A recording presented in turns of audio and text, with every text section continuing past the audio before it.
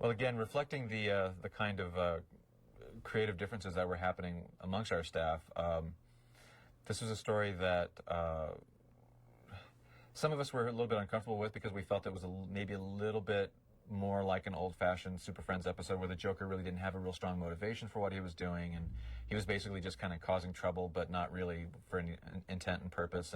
And Batman's involvement in the show we felt was a little bit unmotivated. I mean, you know, obviously the Joker's going to cause trouble, Batman's going to stop him, but we felt it was kind of lacking some of the more psychological, character-driven elements that we wanted to see in Batman. Mm-hmm. Having said that, working with the writers and with the the director Kevin Altieri of this episode, we tried to kind of okay, well, let's not worry too much about the story elements that don't work. Let's concentrate on the ones that do work and stage them as well as possible. So Kevin Altieri and his crew, his storyboard crew, really worked really hard to make the action scenes as exciting and as cinematic as possible, and I think they did a great job.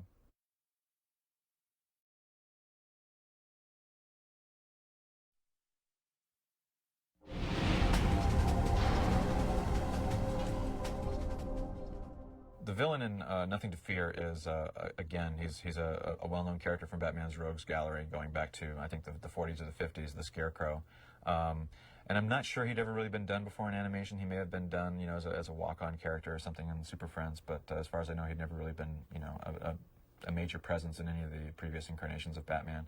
And so, again, we felt, a guy whose motif is, a scarecrow, and he's literally all about, scaring people. I mean, he's this psychologist who's gone off the deep end and who literally is studying the effects of fear on people, but to the point where it's, way beyond, any kind of acceptable measure of human restraint, and, goes over the edge and becomes a supervillain.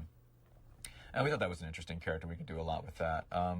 Again, the Scarecrow character was a character who kind of constantly evolved. We kept thinking, the character's still not quite right. And every time we do a Scarecrow episode, we'd say, okay, well, let's mess around with him a little bit, find out, what makes him tick. Even his visual changed. Like almost every time you saw the Scarecrow, he looked different. In this episode, this is our very first Scarecrow episode that we did with him. He looks very much like he does in the comics. He's got, like this bag over his head with a jack-o'-lantern type face and the wacky straw hat and everything. But he just didn't look scary enough. For a guy who's supposed to be the Scarecrow, we felt he should be really scary. And the interesting thing is the initial character designs that one of our artists, Mike Kim, had designed, he was not just a Scarecrow, but his body was all kind of twisted and kicked. And it gave him kind of a loose, real Scarecrow type appearance. Unfortunately, when the episode was animated, the animators didn't really follow that, so he kind of just moves like a regular human being, even though he's really skinny. And so we felt, okay, well, that didn't really work. So the next time we went back to the Scarecrow, we changed his appearance again. We kind of made his face a little bit scarier. We put eyes inside his eye sockets to kind of give him a creepy stare. We gave him long hair. Still didn't work.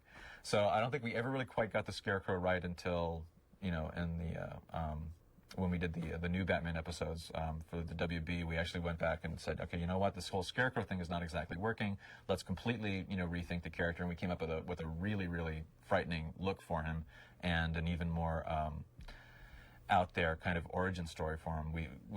This new look that we came up with for him was so extreme and so creepy that we felt, okay, you know what, this is so good that we don't ever want to see this guy out of costume ever again, because we don't want to ever, maybe this guy is literally a ghost or something. We wanted to keep him more mysterious.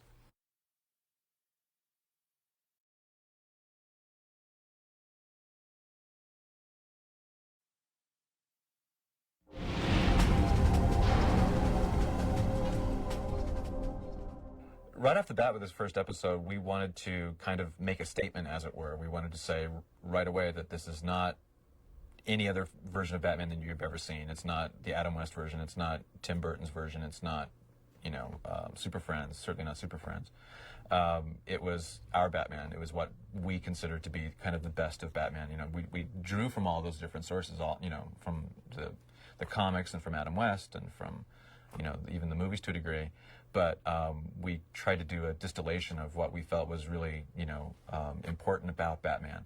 So even with the very first episode on Leather Wings, we felt it was really important to concentrate more on mood, mystery, atmosphere, drama, as well as all the superheroic action. that's one of the reasons why we chose the Man-Bat character as the first villain that Batman faced. I mean, we got to the Joker pretty quick. I mean, he's in episodes 2 and 3. But literally the first story that came into our heads was this Man-Bat character. He was a Batman character from the 70s, and he became kind of a really important part of Batman's rogues gallery in the comics, but he'd never really been done in animation or in film before. And he's kind of I mean, he's literally the opposite of Batman. I mean, he's Man-Bat. He's a man who has turned himself into a bat through this, this weird scientific experiment. And he's more of a monster, more of like an old-fashioned movie monster. And so we felt that would give us a really good opportunity to explore the darker, more mysterious, more horror movie kind of elements of Batman that had never really been explored before in any kind of film medium.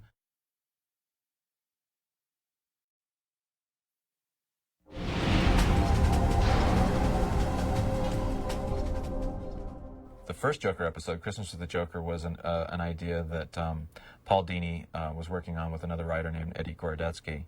And Paul just thought it was a kind of a fun way to go with the Joker, which, again, hadn't really been explored too much in animation or in the movies.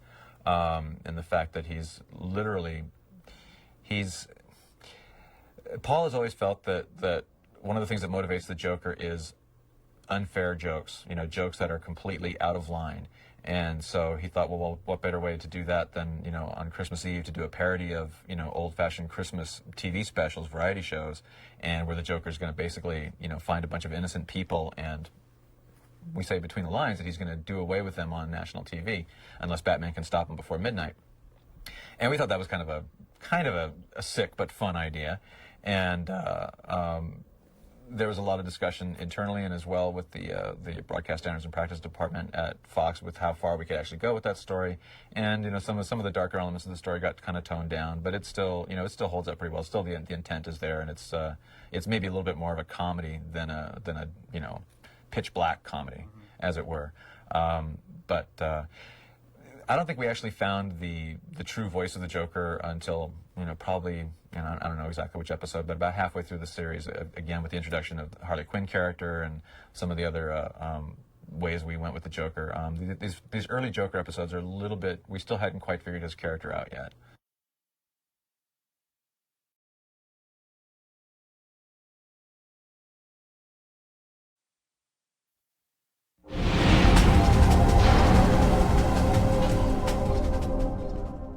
Poison Ivy never appeared as a character, as far as I know, in the. I'm pretty sure she was never in the Adam West version of Batman, and I don't think she was ever in Super Friends or the Filmation Batman cartoons of the '60s. A lot of the best Batman villains have interesting psychological motivations, and her big thing is that she feels that plants are being mistreated and misused, and a lot of things that man does in the world, with pollution and things, or harming the environment. So even though she's definitely a villainess, she actually has somewhat noble motivations, but she goes about setting things right in the wrong way. So that gave us a lot to work with her character. Also, she's probably our most blatant example of the old-fashioned femme fatale. She's the archetypal evil woman, if you will. We even have her in this episode. One of our supporting characters is Harvey Dent, who eventually became Two-Face, the villain Two-Face. We hadn't gotten to that point in the series yet. We actually did a whole bunch of episodes with him just as Harvey Dent, the DA, to set him up so that when we turned him into Two-Face, it would have a little bit more of an emotional impact.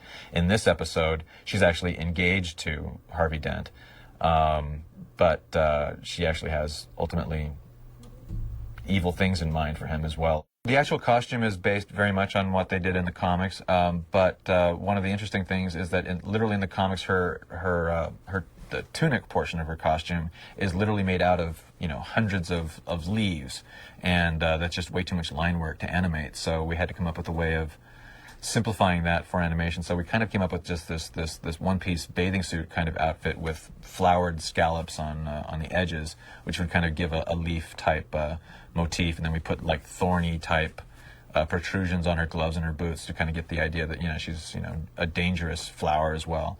The actual look of the character, at the time, I was I mean, as we all were, we were all kind of learning how to, design for this medium. It's a straight realistic action adventure show, but at the same time, it's got cartoony styling, and we were trying to figure out how to combine the two. So, in particular, the women characters were giving me trouble. I was having a hard time, designing the women characters, and they were coming out a little bit too masculine or too stiff. And so there was an artist that I had known for years named Lynn Naylor, who excelled in doing real cartoony but cute and appealing women characters. So we actually hired her to do a bunch of different character designs for Poison Ivy and for the Renee Montoya character, who's a Hispanic policewoman, and the Summer Gleason, who's the newscaster. And she did just dozens and dozens of Poison Ivy drawings, and from taking the best of her sketches, I kind of combined them all and kind of came up with the final Poison Ivy model.